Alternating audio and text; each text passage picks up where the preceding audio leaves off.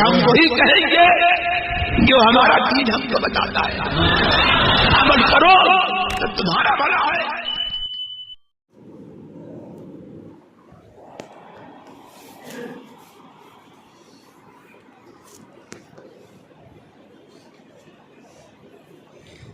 اعوذ باللہ من الشیطان الرجیم. بسم اللہ الرحمن الرحیم.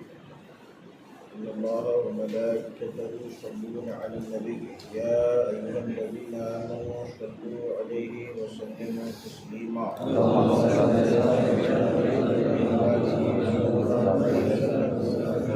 السلام علیکم یا رسول اللہ صلی اللہ علیہ وآلہ وسلم.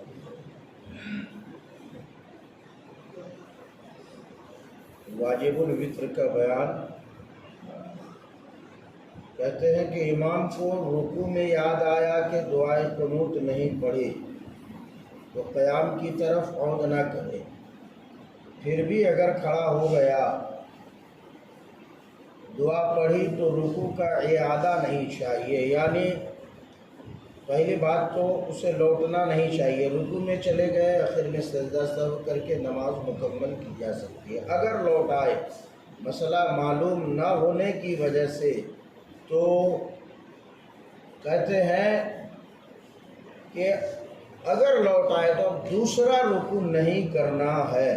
اور اگر اعادہ کر لیا یعنی رکوع ڈبل کر لیا اور مقتدیوں نے پہلے رکوع میں امام کا ساتھ نہ دیا اور دوسرا امام کے ساتھ کیا، یا پہلا رکوع امام کے ساتھ کیا دوسرا نہ کیا، دونوں حال میں ان کی نماز بھی فاسد نہیں ہوگی، یعنی مقتدیوں کی بھی نماز بچ جائے گی. قنوت وتر میں مقتدی امام کی متابعت کرے. اگر مقتدی قنوت سے فارغ نہ ہوا تھا کہ امام رکوع میں چلا گیا تو مقتدی بھی امام کا ساتھ دے. یہ نہیں کہ مکمل طریقے سے امام صاحب اب رکوع میں ہیں اور مقتدی صاحب قیام میں دعائے قنوت پڑھ رہے ہیں، یہ غلط ہوگا، بلکہ امام کی متابعت کریں گے. قنوت جہاں تک وہ پڑھے ہیں وہیں تک رہیں اور امام کے ساتھ رکوع کریں، سجدہ کریں. اور اگر امام نے بے قنوت پڑھے رکوع کر دیا اور مقتدی نے ابھی کچھ نہ پڑھا تو مقتدی کو اگر رکوع فوت ہونے کا اندیشہ ہو جب تو رکوع کر دے، ورنہ قنوت پڑھ کر رکوع میں جائے. اور اس خاص دعا کی حاجت نہیں جو دعائے قنوت کے نام سے مشہور ہے، بلکہ مطلقاً کوئی دعا جسے قنوت کہہ سکے پڑھ لے.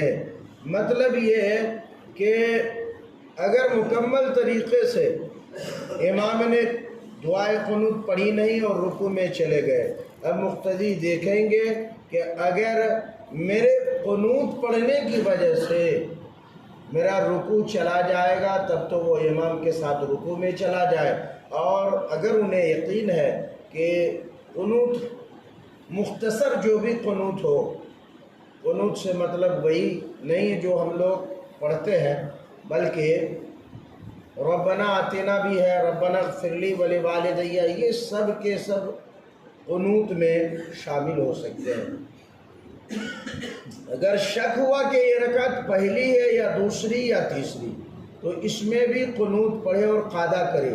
پھر اور رکعتیں پڑھیں اور ہر رکعت میں قنوت بھی پڑھے اور قاعدہ کرے. یوں ہی دوسری اور تیسری ہونے میں شک ہو تو دونوں میں قنوت پڑھے. یعنی اگر کسی کو پہلی رکعت میں شک ہو گیا کہ یہ دوسری ہے یا تیسری تو پہلی میں بھی قنوت پڑھے گا، دوسری میں بھی پڑھے گا، تیسری میں بھی پڑھے گا. کل ملا کر کے شک ہونے پر دعائے قنوت پڑھ لیں گے، اس میں کوئی خرابی یا حرج نہیں.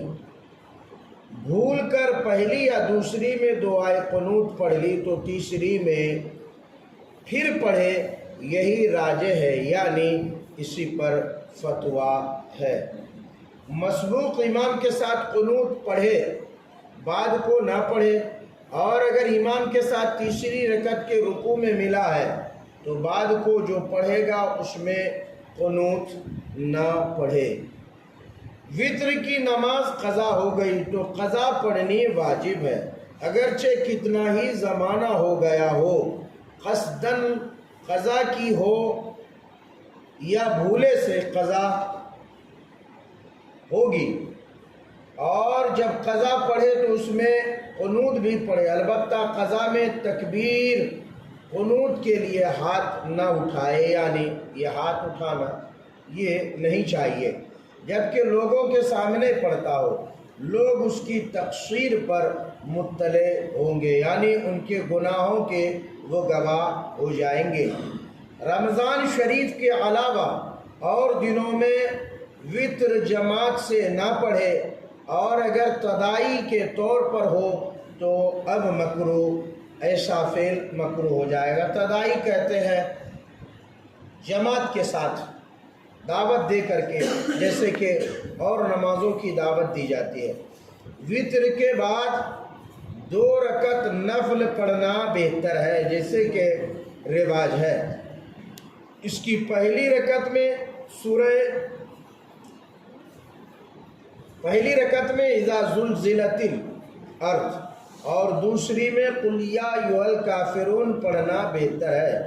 حدیث شریف میں ہے کہ اگر رات میں نہ اٹھا تو یہ تہجد کے قائم مقام ہو جائیں گے۔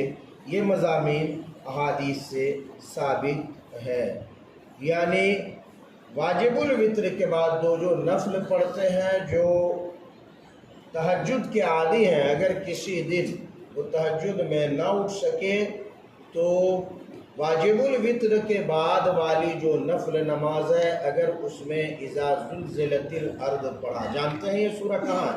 قرآن میں ہے کہ نہیں بھی؟ یاد نہیں ہوگا؟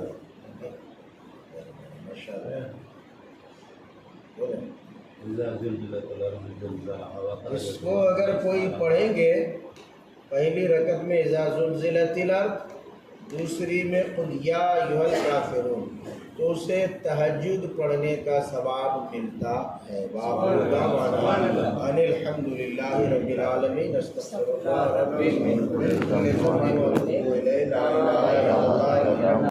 سربنا شاہ کریمہ دستگیر اشرفا